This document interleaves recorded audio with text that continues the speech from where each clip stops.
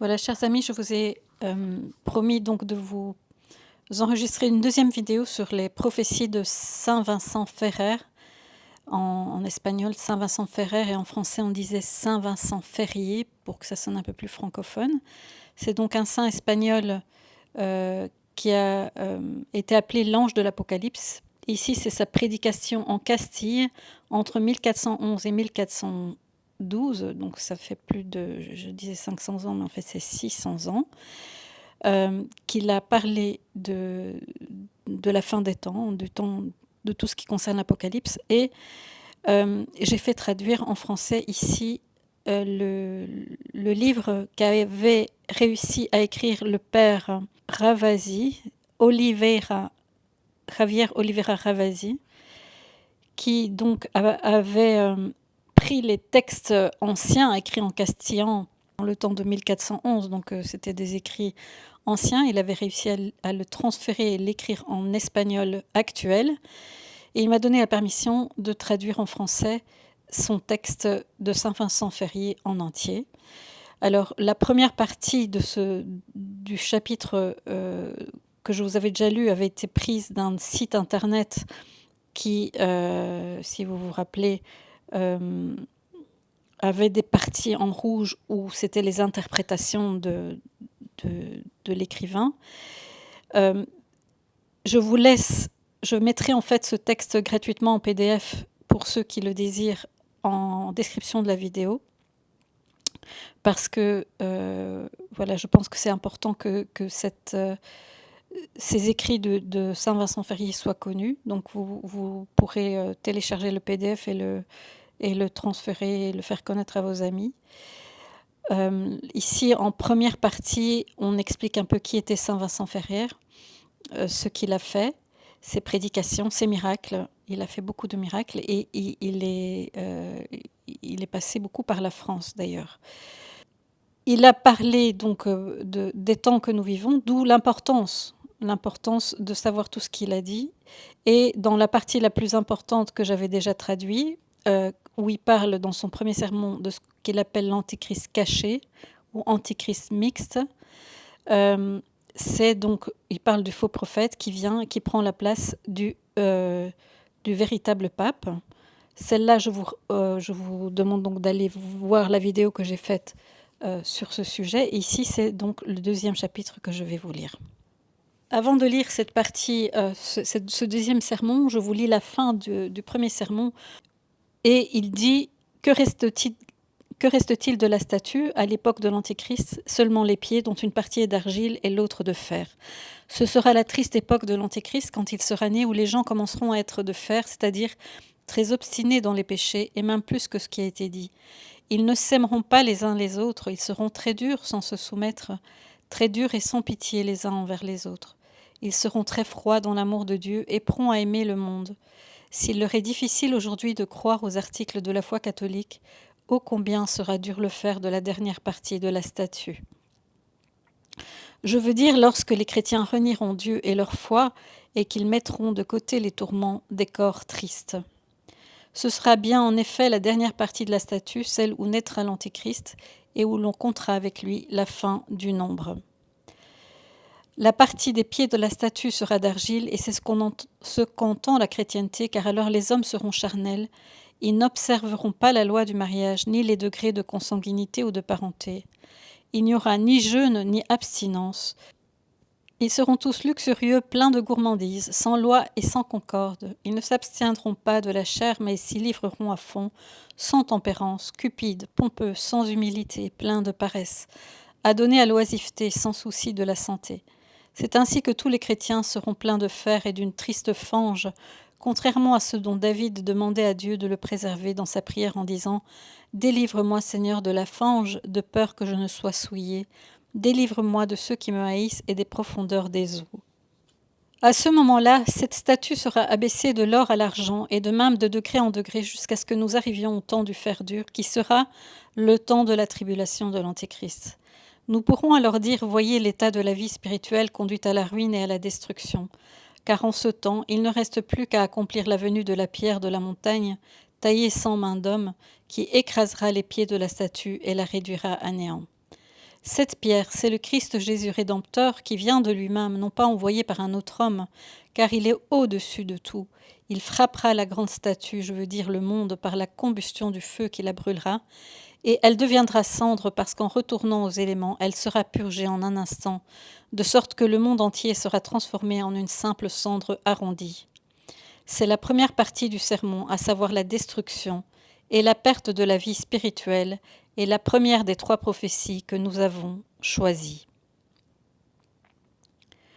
Deuxième partie, la perte et la chute de la dignité ecclésiastique. La deuxième partie de la prophétie de Daniel est énoncée par saint Vincent Ferrier de la manière suivante. Car je dis que la seconde prophétie montre la chute de la dignité de l'Église et que c'est par elle que s'ouvre et se manifeste le mystère de la fin de l'Église. Que celui qui lira comprenne, car j'exposerai brièvement ce qui m'a été déclaré au-dessous de l'intelligence et de la raison. Certains disent que l'Antéchrist se manifestera très rapidement au monde, et d'autres disent qu'il est encore loin de nous, et qu'il sera retardé. Et pour mieux comprendre sa venue, il faut savoir que 2 antéchrists doivent venir, l'un après l'autre, avant la destruction par le feu de la fin du monde. L'un sera caché et viendra le premier, et l'autre après, qui sera pur. L'antéchrist caché viendra sous l'apparence de la sainteté, qui aura la vie chrétienne à l'extérieur et dans son cœur sera enraciné l'esprit du mal, qui l'inspirera à faire beaucoup de mal dans l'Église, sous l'apparence du bien. Il ne demandera conseil à personne, mais il fera tout ce qu'il jugera bon de faire, que ce soit le mal ou le bien, à l'instigation et avec les conseils du diable. Il trompera beaucoup de princes et de puissants par sa sainteté fausse et mauvaise, afin de les entraîner dans de grandes erreurs et de grands scandales. Il fera errer beaucoup de savants et de sages dans la loi, car le diable agira de manière à ce qu'ils accomplissent ses pensées, en lui faisant croire qu'elle vient de Dieu. Beaucoup d'hommes célèbres par leur sainteté seront trompés par le diable par l'intermédiaire de l'antéchrist caché. Et pour mieux comprendre l'erreur de cet homme maudit, comme nous l'avons déclaré et comme il est permis de le dire ici, il convient de voir ce qui est dit dans la prophétie de Daniel, au 3e chapitre, où il explique que Nabuchodonosor fit faire une statue d'or de 60 coudées de haut et de 6 coudées de large, et qu'il la fit dresser dans un grand champ de la province de Babylone. Il ordonna ensuite d'appeler tous les philosophes, astrologues, sages, ducs, comtes, juges, hommes et princes, pour dresser et rendre publique la dite idole qu'il ordonna sous peine de mort d'adorer par tous, lorsque les trompettes et les autres instruments en donneraient le signal. C'est pourquoi tous, de gré ou de force, l'adorèrent. Parmi tant de gens, il n'y avait que 3 hommes fidèles et bons, Sidrac, Mishak et Abdenago. Ces 3-là ont préféré entrer dans la fournaise par fidélité à leur Seigneur, plutôt que d'adorer l'idole. Et c'est pourquoi l'ange descendit du ciel et les sauva sans brûler un cheveu de leur tête.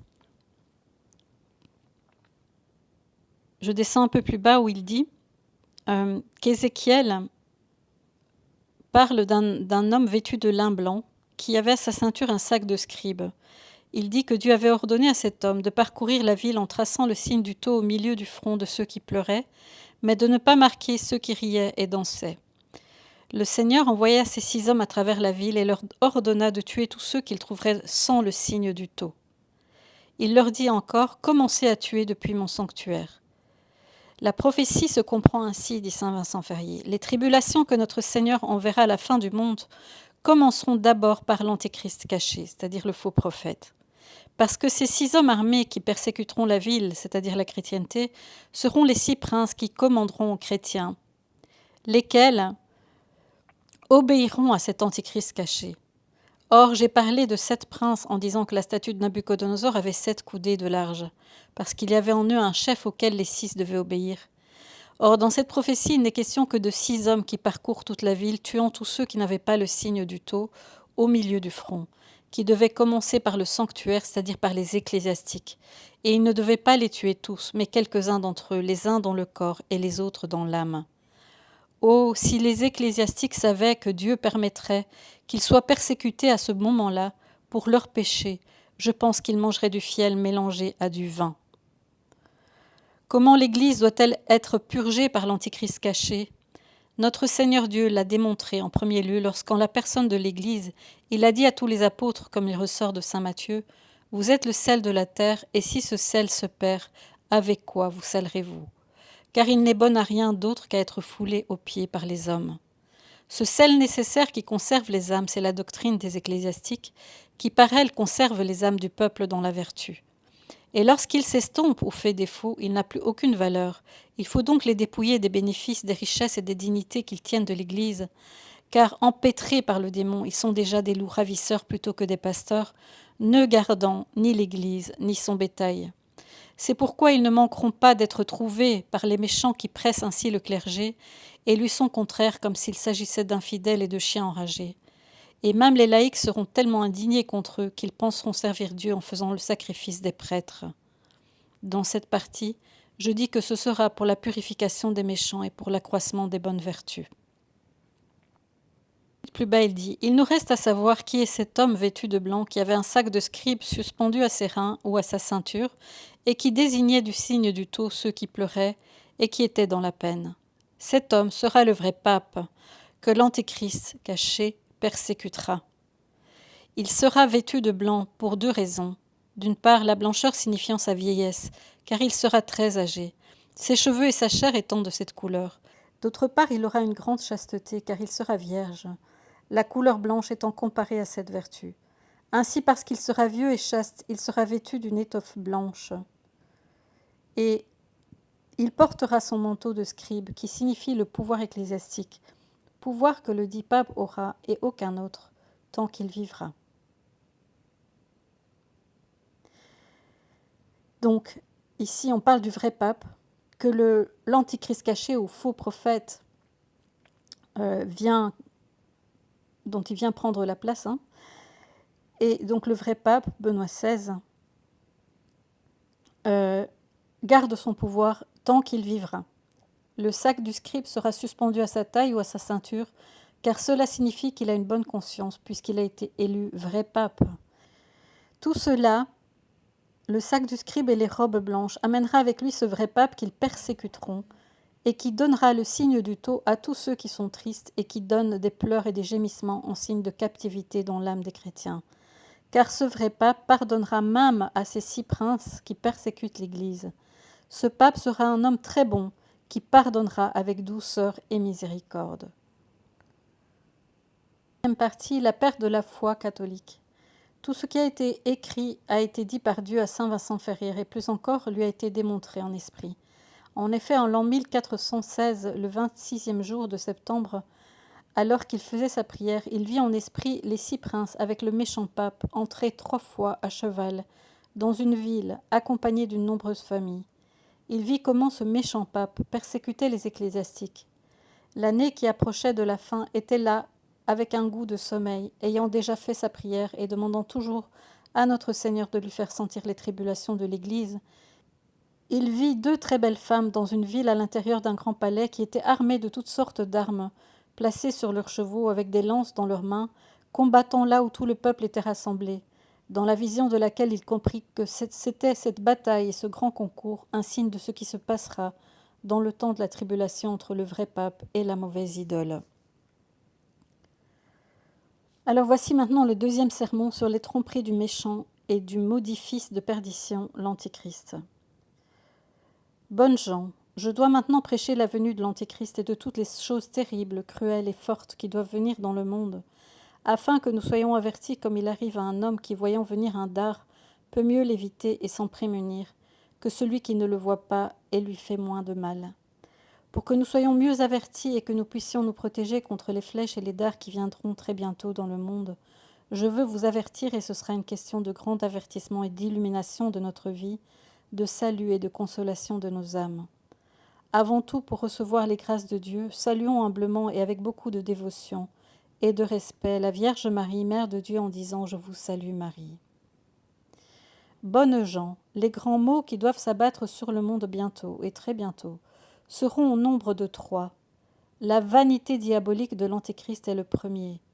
Le 2e, c'est la combustion corporelle du monde. Et le 3e, c'est le jugement général de notre Seigneur Jésus-Christ.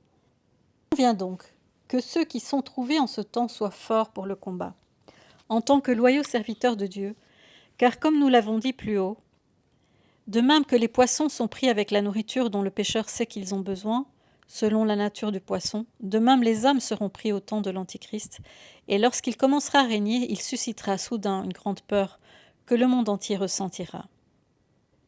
Les messagers de l'Antichrist viendront, dit la Sainte Écriture, avec les 4 viandes pour prendre chacun selon son chemin. Qu'il enverra des messagers sous l'habit de personnes saintes, dévotes et très honnêtes, comme de très saints ermites, qui commenceront à prêcher. Donc, les docteurs disent qu'il enverra, l'Antichrist, ses messagers sous l'habit de personnes saintes, dévotes et très honnêtes, comme de très saints ermites qui commenceront à prêcher. Bonnes gens, sachez que la fin du monde est proche. C'est pourquoi Dieu envoie des messagers de l'Antichrist afin que vous vous prépariez à accomplir les 7 œuvres de miséricorde. Ces messagers diront, afin que vous compreniez que nous ne voulons pas prêcher en parole seulement, mais en actes et en œuvres, les trésors que Dieu a donnés à son Fils, le vrai Messie, l'Antéchrist, pour qu'il distribue aux pauvres et aux nécessiteux, nous nous faisons connaître à tous en général, tant aux grands seigneurs qui sont venus dans la pauvreté qu'aux autres personnes, de quelque condition qu'elles soient. Nous partagerons les trésors et l'argent que Dieu nous a donnés, et que vous viendrez à notre auberge, où nous vous donnerons tout ce dont vous aurez besoin. Alors après qu'ils auront prêché, beaucoup de veuves viendront les voir et se diront les unes aux autres, « N'avez-vous pas vu qu'il a prêché très haut? Il dit qu'il nous donnera le trésor que Dieu a envoyé par son Fils, le vrai Messie, pour soulager ceux qui sont dans le besoin. Comment n'irions-nous pas à son auberge pour recevoir ce saint trésor ?» Elles s'y rendront et diront, « Seigneur, je suis veuve, il y a longtemps que mon mari est mort, il m'a laissé sans fils et filles, je ne peux subvenir à leurs besoins. » Encore moins les mariés. Alors le messager du méchant Antichrist leur dira, « Voyons si votre mari était vivant. Combien donneriez-vous pour le mariage de vos filles ?» Et ils diront selon leur conscience qu'il leur donnerait sans aucun doute autant d'argent. Il leur donnera, si ce sont des gens humbles, 100 florins chacune. Si ce sont des gens de haute lignée, il leur donnera beaucoup d'argent. Et à eux aussi il donnera 100 florins de plus, et davantage, selon leur lignée. Et quand ils auront pris l'argent, ils iront dans leur maison et diront à leurs parents, amis et voisins, « Observez ce saint prédicateur qui m'a donné tant d'argent. » Les autres iront ensuite, et de même, il donnera à beaucoup de gentilshommes, à ceux qui sont issus d'une lignée plus de 10 000 florins chacun. Il donnera chacun selon ce qu'il est. Donc vous voyez que l'Antichrist utilisera la corruption par l'argent, pour ceux qui sont attachés aux vanités de ce monde. Et il utilisera pour cela des prédicateurs déguisés en hommes saints et ermites, pas forcément déguisés, mais qui apparaîtront comme des saints et des ermites. Aujourd'hui, Dieu ne permet pas aux prédicateurs de donner quoi que ce soit, ils n'ont pas ce pouvoir, mais il les laissera faire. Si un homme refuse de prendre l'argent, sa femme dira « Allons là-bas, mon mari, nous aurons une bonne vie avec cet argent. » Et le mari dira « Mon ami, je ne veux pas prendre une telle pièce car j'ai peur qu'elle soit injuste et qu'elle nous fasse du tort. » Et la femme dira « Maintenant tu veux jouer aux saints. Ne sais-tu pas qu'une telle personne était pauvre et maintenant grâce à ces saints qui l'ont aidée, elle est riche ?»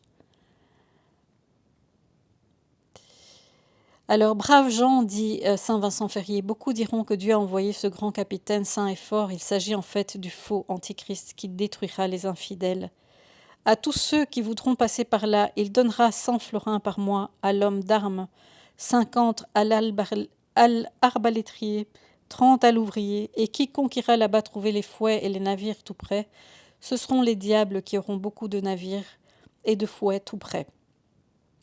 Donc, c'est déjà le faux antichrist, donc l'antichrist caché, qui commence à utiliser cette manière de faire, dit saint Vincent Ferrier, le faux prophète. Lorsqu'ensuite l'antichrist aura exercé une si grande domination sur un si grand nombre de gens d'armes, il supprimera le carême de l'année, les 4 saisons des mois, le vendredi, le samedi de la semaine et tous les autres jeûnes. Et puis on découvrira et on dira « Votre Jésus-Christ, fils de Joseph le charpentier, jeûnait parce qu'il était très pauvre. Il était le fils de Marie la couturière. Et ceux qui ont pris tant de seigneurie et de dignité, de peur de les perdre, n'oseront ni répondre ni dire un mot. Puis il dira aux frères et aux clercs de prendre des femmes, disant que Dieu a fait l'homme pour la femme et que que lorsque Dieu a dit « croissez et multipliez-vous », il veut dire que Dieu n'a pas créé les hommes pour qu'ils soient oisifs, mais qu'ils soient féconds et se multiplient. Donc, il dira aux clercs de se marier. Il dira aux prêtres de prendre femme. Bonnes gens, combien de religieux tomberont dans ce piège trompeur, laisseront l'habit suspendu au figuier, s'abandonneront au plaisir de la chair, seront corrompus et quitteront leurs règles. Certains vieux clercs diront en pleurant « Pourquoi ce saint homme n'est-il pas venu quand j'étais jeune ? C'est mon malheur qu'il soit venu maintenant et je ne peux rien faire. » Et il y aura des nonnes qui diront « Oh, il est venu d'une mauvaise manière car je suis vieille et je ne trouverai pas de mari. » De cette manière et de bien d'autres, le monde entier sera corrompu. Si quelqu'un dit maintenant qu'il y a tant de frères et d'abbés, ils n'auront pas assez de femmes. Je lui réponds qu'ils en auront beaucoup. Alors je dis qu'ils en auront beaucoup parce que des diables infinis prendront la forme et la ressemblance de très belles femmes, comme au temps de Noé. Et ainsi chacun en prendra autant qu'il en voudra, et elles deviendront enceintes et donneront naissance à des diables, et l'insensé croira que ce sont ses enfants. Voici l'appât ou la nourriture que le pêcheur prend de toutes sortes de poissons. Ils donneront beaucoup d'argent, de grands honneurs et de plaisirs. Ils mangeront et boiront beaucoup de viande précieuse. Ils se livreront à beaucoup de charité et à d'autres grandes méchancetés. C'est ainsi qu'ils prendront toutes sortes de gens. Alors comment combattre cela, dit saint Vincent Ferrier? C'est avec des armes comme les vertus. C'est très curieux, mais ça ressemble tout à fait à ce que saint Hildegarde fait comme enseignement. Les armes, c'est l'amour des choses célestes, à savoir que vous ne devez pas vous attacher aux choses terrestres de ce monde, et que si vous avez des richesses bien gagnées, vous devez les utiliser pour vos besoins, mais que la meilleure partie doit aller aux pauvres, ayant le cœur élevé dans le ciel, disant ainsi « Ô malheur à moi, je dois mourir, et je dois me dire adieu à moi-même. Autant que je possède, je dois mourir, et dire adieu à tous mes biens, à toutes mes richesses, aux vices et aux illusions, aux délices de ce monde. Je serai enseveli dans un linceul et l'on passera sur moi. » Mais vous devez penser que les plaisirs et les repos de l'homme sont comme la fumée et la rosée, qui passent ensuite, et l'homme doit dire dans la tentation « Seigneur, je ne veux pas croire à une si grande illusion, mais je veux croire aux choses célestes. Je veux avoir mon cœur et mon esprit, de peur que je ne périsse et ne perde mon âme par des aliments, des boissons et des désirs savoureux, par beaucoup d'autres délices, de peur que je ne sois comme les bêtes dont je dois rendre compte au jour du jugement. Ainsi le cœur avec Dieu, lorsque l'Antichrist viendra avec ses faux disciples et leurs richesses, l'homme pourra dire « Marchez au bon moment avec votre argent et votre fausse richesse, avec vos plaisirs et vos faussetés, car je n'y prends aucun plaisir si ce n'est pour servir mon Seigneur Jésus-Christ. » C'est ainsi qu'ils sauveront leur âme en étant fermes dans la foi et dans la vie, dans la bonne vie. Deuxième façon de tromper les gens qu'utilisera l'Antichrist, c'est la tromperie des simples. Quand l'Antichrist maudit aura trompé un nombre infini de gens et qu'il ne restera plus que les simples qui auront leur cœur au ciel, contre cela il aura la manière d'un séducteur, apportant toutes sortes de subtilités dans ses mains. C'est ainsi que l'Antichrist et ses disciples agiront à l'égard de ces bons chrétiens simples et droits, à qui il dira « Que voulez-vous? Des miracles? Quelle merveille voulez-vous que je fasse? Car je les ferai comme Jésus-Christ les a faites. Je donnerai la lumière aux aveugles, je guérirai les estropiés, je ressusciterai les morts, je ferai parler les muets et je guérirai les lépreux. Je ferai encore beaucoup d'autres miracles et mes disciples aussi. » L'Antichrist dira qu'il est le fils d'une vierge. Il sera le fils de la femme la plus méchante qui puisse exister au monde. Il fera beaucoup de miracles, mais pas de vrais miracles, comme Jésus-Christ. Jésus-Christ qui guérissait toutes les maladies par le toucher. Mais ce maudit antichrist séducteur fera des miracles apparents, qui paraîtront vrais aux yeux du peuple, mais qui seront des faux miracles, parce qu'il n'aura pas le pouvoir de faire de vrais miracles. Toutes ces œuvres sont de Satan, ainsi que les miracles et les faux prodiges par lesquels il séduira le monde entier. Parmi les faux miracles, saint Jean prédit qu'il y en aura deux principaux. Le premier est qu'il fera parler les images des saints, donnant à comprendre aux simples qu'ils ne croiront pas ces tromperies et ces mensonges, et qu'il dira la vérité. Ainsi il dira aux simples « Venez ici, dites-moi, cette image qui est sur le mur ou sur ce retable, quel est son nom ?» Et les simples répondront, c'est Saint Pierre. Il dira, voulez-vous que je lui fasse dire la vérité? Ils diront, tu ne pourras pas le faire, tu n'as pas le pouvoir de faire ce que tu dis. Alors le disciple de l'Antichrist dira à l'image, moi, le disciple de Dieu, je te dis et je t'ordonne de dire la vérité. Quel est le vrai Messie, celui qui est venu dans le monde maintenant, ou celui que toi et les chrétiens vous croyez? Alors un diable sortira ses lèvres de la bouche de l'image et dira, c'est l'intelligence artificielle, à qui on fait faire tout ce qu'on veut. Sachez bien que j'ai été trompé par celui qui vous m'avait nommé. Il m'a fait comprendre ainsi qu'à un très grand nombre de chrétiens qu'il était le vrai Fils de Dieu. Ce n'était pas vrai. Et que j'ai été trompé dans les limbes par de saints pères jusqu'à maintenant pour l'avoir cru. C'est pourquoi je dis en vérité que celui-ci qui est maintenant revenu dans le monde est le vrai Messie, le vrai Fils de Dieu. Et donc ils feront par l'intelligence artificielle faire croire aux gens simples qu'en réalité Jésus n'était pas le vrai Fils de Dieu et que c'est l'Antéchrist le Fils de Dieu. Ici, beaucoup tomberont dans cette bataille. Et puis une femme pieuse viendra avec son petit enfant dans les bras, âgé de 8 jours, et certains diront aux disciples de l'Antéchrist, « Nous ne croyons pas que ce que tu dis soit vrai. » Et le disciple dira, « Et si je fais parler ton enfant, tu croiras ce que je dis, n'est-ce pas ?» La mère dira, « Je ne crois pas que tu aies le pouvoir de faire parler mon enfant. » Alors le disciple dira à l'enfant, « Je t'ordonne de la part de Dieu de dire la vérité. Ici, devant ta mère, pour savoir si celui qui est revenu dans le monde est le vrai Messie ou celui que croit ta mère. Il fera bouger les lèvres d'un démon de la bouche de l'enfant et dira, « Ma mère, si tu veux être sauvée, crois en ce Messie qui est revenu, car c'est vraiment lui le vrai Fils de Dieu. » Et c'est ainsi que la mère de l'enfant et beaucoup d'autres personnes croiront à cette tromperie et à ce grand mensonge. Saint Jean dit dans l'Apocalypse au chapitre 13 que le feu descendra du ciel et d'une voix il dira « Comment se fait-il que vous ne soyez pas convertis à la vérité ?» Plusieurs diront « Il n'en est pas ainsi et nous ne croyons rien de tel. » Le disciple dira « Si je fais descendre du ciel un feu qui brûle tous ces pays, ne croirez-vous pas à la vérité que je vous annonce ?» Et ils diront « Nous ne croyons pas que tu aies un si grand pouvoir. » Alors le disciple dira « Seigneur Dieu, si ce que j'ai prêché est vrai, que celui qui est venu de nouveau dans le monde est le vrai Messie, que le feu descende et brûle tous ces pays. » Et il en sera ainsi aux yeux de tous. Et certains diront « Tout cela est vain et faux. Faites les miracles que Jésus-Christ a faits. » Et le disciple dira « Que m'ordonnes-tu de faire ?» Plusieurs répondront « Ressuscitez mon Père d'entre les morts. » Ils iront au tombeau, en retireront les ossements. Et le disciple dira « Je te l'ordonne ainsi et ainsi. » Et le disciple dira « Je t'ordonne un tel au nom de Dieu que si celui qui est revenu dans le monde est le vrai Messie, tu te lèves et tu dises la vérité. » Alors 2 démons viendront, et l'un cachera les os, et l'autre prendra la figure du défunt. Il embrassera son fils, et le fils lui dira après l'avoir reçu, « Ô Père, que dois-je croire, ce que ce disciple me raconte, et des miracles qu'il fait ?»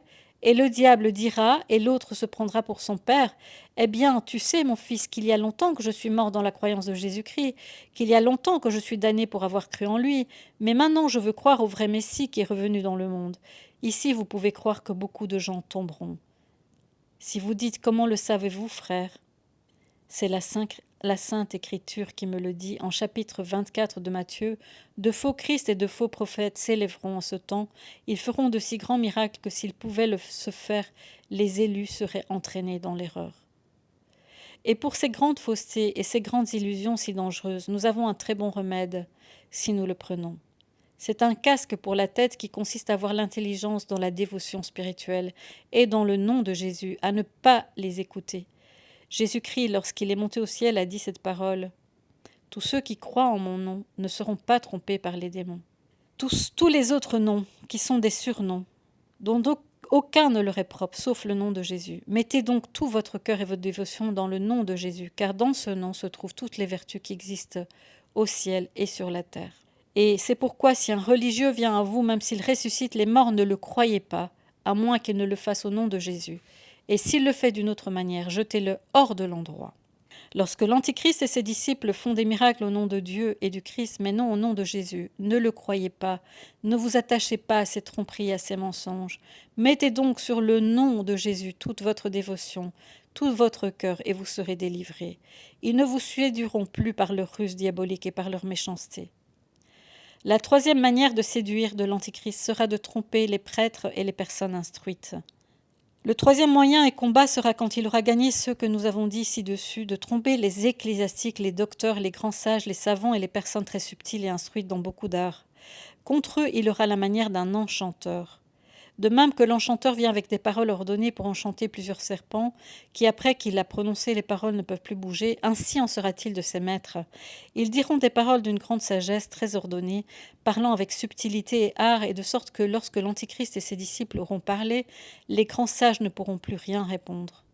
Il est dit que tous les sages et grands docteurs, les docteurs en théologie et de nombreuses personnalités seront réunis, et que tous assis sur le siège entendront les ministres de l'Antichrist. Quand vous ne comprenez ni ne savez que vous êtes tous trompés et que vous vivez faussement en dehors du service de Dieu, nous sommes ici tous réunis, nous qui devons prouver la vérité par de grands et vrais arguments. Ainsi, par leurs paroles si suggestives et si subtiles, si joueuses, ils donneront à comprendre que celui qui est venu dans le monde est le vrai Messie. Et cela à tel point que les paroles seront si apparentes qu'elles paraîtront vraies à tous les hommes, et que les disciples diront par mépris. Vous qui avez étudié à Bologne, à Paris, à Salamanque et dans beaucoup d'autres universités, qui êtes de grands savants et des érudits, répondez maintenant. Ils voudront répondre et ne pourront rien dire parce que le diable aura toute leur langue. Alors tous ceux qui verront qu'ils ne répondent pas penseront qu'ils donnent, comme le dit le proverbe. Qui ne dit mot consent. Et ils penseront que tout ce que les disciples ont dit est vrai. Si quelqu'un demande pourquoi Dieu permet aux démons de lier ainsi leur langue, sachez que la cause en est aujourd'hui parmi le clergé et les religieux et toutes les autres personnes qui ont plus de connaissances et moins de conscience.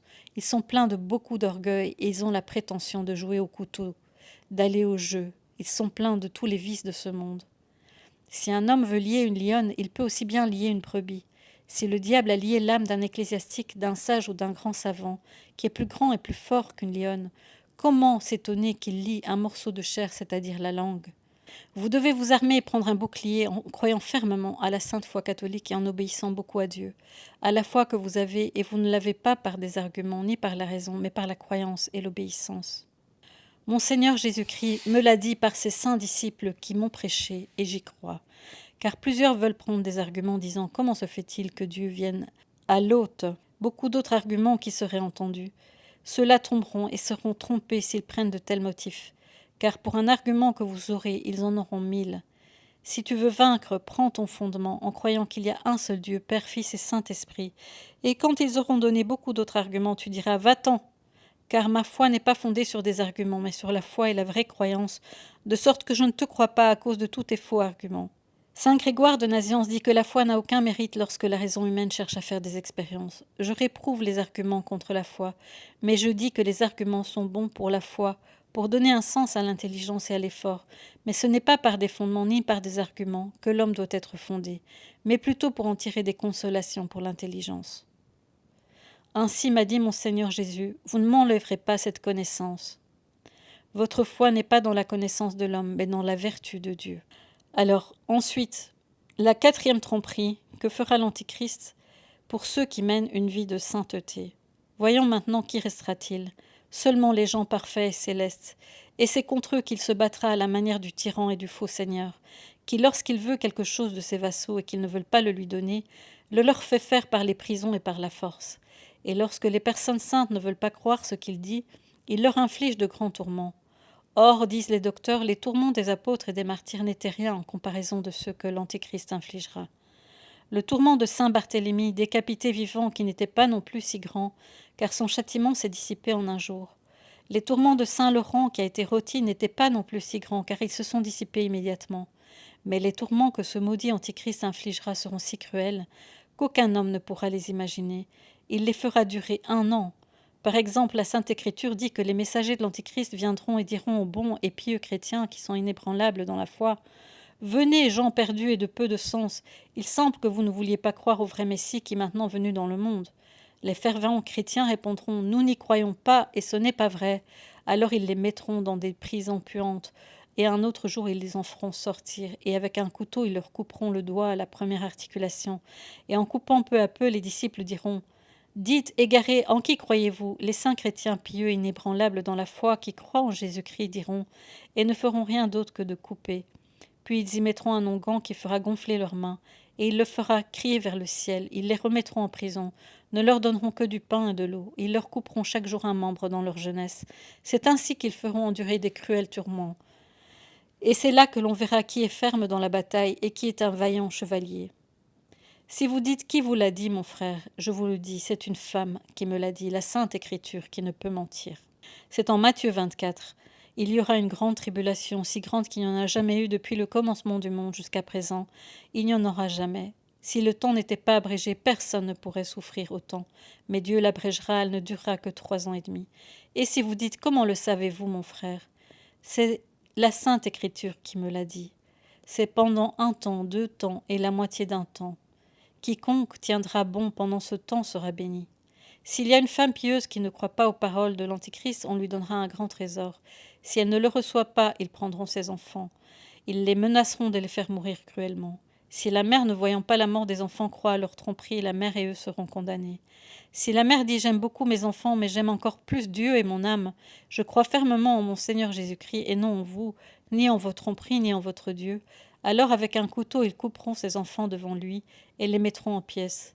Selon ce que dit saint Jean au chapitre 3 de l'Apocalypse, lorsque le faux Antichrist et ses disciples et ses nations domineront le monde entier, ils feront une proclamation dans toutes les provinces, disant qu'il n'y aura ni homme ni femme qui ose vendre à quelqu'un du pain, du vin, de la viande ou du poisson, ou toute autre nourriture, à moins qu'il n'ait le signe sur le front ou sur la main droite. Et quand un de ses serviteurs de Dieu viendra acheter du pain ou autre chose, s'il a le signe, il lui vendra tout ce qu'il voudra. Et sinon, il lui dira, crois-tu à ce vrai Messie qui est le Fils de Dieu, qui est maintenant revenu dans le monde? Et quand il verra que celui qui vend le pain, qui n'est pas de ceux de son Seigneur l'Antéchrist, il poussera un grand cri, et alors ils le prendront. S'il dit en chrétien fidèle, je crois en mon Seigneur Jésus-Christ, le Sauveur du monde, ils lui infligeront tous ces violents et cruels tourments.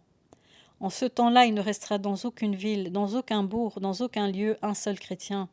Tous s'enfuiront dans les déserts, et là ils passeront leur vie dehors, pieds nus, mangeant des herbes et buvant de l'eau, pleurant et criant vers le ciel, Dieu, aie pitié de nous. À la mort de l'Antichrist, tous les peuples du monde se tourneront vers la foi catholique, et ceux qui sont dans les déserts se verront prêcher Élie et Enoch. Et alors tous les morts et les juifs, et ceux qui ont cru aux tromperies du faux Antichrist, reviendront tous à la foi de Jésus-Christ. Et pour que nous soyons forts face à ces tentations, il convient en ces temps de nous armer fortement, surtout avec la corde solide de la prière spirituelle. Si tu me demandes comment le sais-tu, c'est une femme qui me l'a dit, la Sainte Écriture. En Luc 21, si vous voulez échapper aux mots dont j'ai parlé, veillez tout le temps. Mais non pas en mangeant, ni en buvant, ni en trompant, ni en convoitant de grandes richesses, mais veillez d'une prière à l'autre et gardez toujours votre esprit sur Dieu. Et ainsi vous échapperez, car lorsque le Fils de la Vierge Marie viendra juger ceux qui ont renié son nom, ils seront pleins de péchés, morts sans se repentir, sans faire pénitence, ils n'oseront pas le regarder en face. Et les bons se tiendront devant Dieu, très joyeux, et votre bonne et pieuse prière que vous devez faire principalement, c'est le credo, le Pater Noster, l'Ave Maria et le Gloria Patri. Cela doit être fait chaque matin et chaque soir. Et si vous faites ainsi, ce jour-là où l'Antichrist vient, il n'aura pas le pouvoir de vous tromper. S'il vous demande quelle foi vous avez et que vous ne connaissez pas le credo, il vous le montrera faussement et vous serez trompé. Ne serait-ce pas une grande honte si l'on demandait à un religieux quelle règle il a et qu'il dise « je ne l'ai pas » ? Tel est le chrétien qui a 30 ou 40 ans. Je vous en conjure donc, braves gens, au nom de Dieu, apprenez le credo et montrez-le vous les uns aux autres, afin que lorsque l'Antichrist vous demandera quelle est votre foi, vous puissiez lui dire « voici ma foi et ma croyance ». Vous direz ainsi le credo et il ne pourra pas vous vaincre. Maintenant, braves gens, goûtez à la prédication achevée. Que Dieu vous accorde la grâce d'être ferme et fort dans la bonne vie et les bonnes œuvres, que lorsque le maudit Antichrist viendra avec ses fausses tromperies, il nous trouvera fortement armés, afin que nous soyons vainqueurs des fortes tentations et de la bataille du faux Antichrist, pour que nous puissions atteindre la gloire du paradis.